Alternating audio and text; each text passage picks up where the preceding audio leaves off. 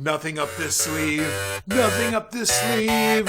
What's he gonna do? Oh yeah.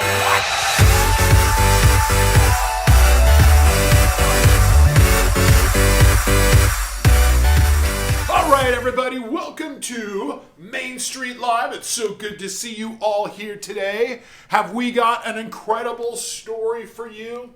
It's really about a man in the Bible who, if you were to say, of the people who are not God, this guy's probably in the top 5 of the best people ever.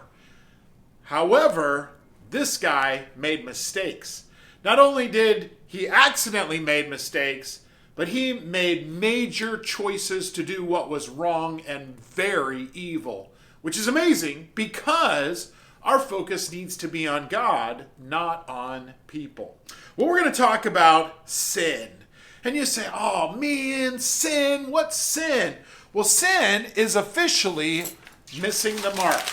So pretend like you see behind me, there is a target, and your job is to hit the mark every time. Well, if you miss the mark, it's called sin. I missed it. Here, you know what? I'll try again. Check this out. What do you think? You think I'll hit it this time? I was a little closer, but you either missed it or you hit it, and in this case, that's sin. Now, what's interesting is the Bible also uses other words to talk about when we do things that are wrong.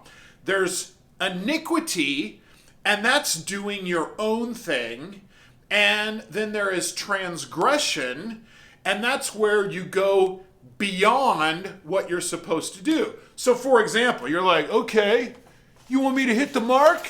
You want me to hit the mark? I'll show you hitting the mark. I'll show you hitting the mark. See that? I can hit the mark every time. I can do whatever I want. I can even punch the mark. Yeah, that's what I can do. I can do all that. That would be kind of transgression, where you're sort of doing what God asked you to do, but you're really not because you're doing it your own way. You're going way beyond what you were supposed to do, and you're kind of getting a little crazy. And then there's iniquity, which is where you say, you know what? I don't care what you told me to do. I'm going to run in the opposite direction. You want me to hit that target? I'm going to hit this one. Boom! Nailed ya! Nailed ya! Boom! Nailed ya. The problem with sin, though, it entangles. And as it entangles, we don't realize it. We're like, you know what? Not a big deal at all. No problem. I got this. Dude, I totally got this in control. The thing is that sin never stays put. It gets worse, and it gets worse, and it gets worse, and it gets worse, and it gets worse, and it gets worse. It's a really big deal. And wherever you go, it's got your strings. And then when you try to hit the mark, you can't even raise your hand. You know what the cool thing is? It's why we're here today. It's the whole point. We're learning about Jesus. And what did Jesus do?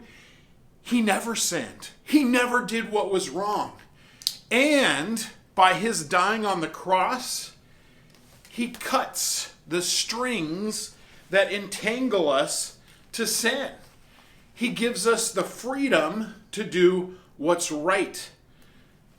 Boom. We are free, but the decision is yours.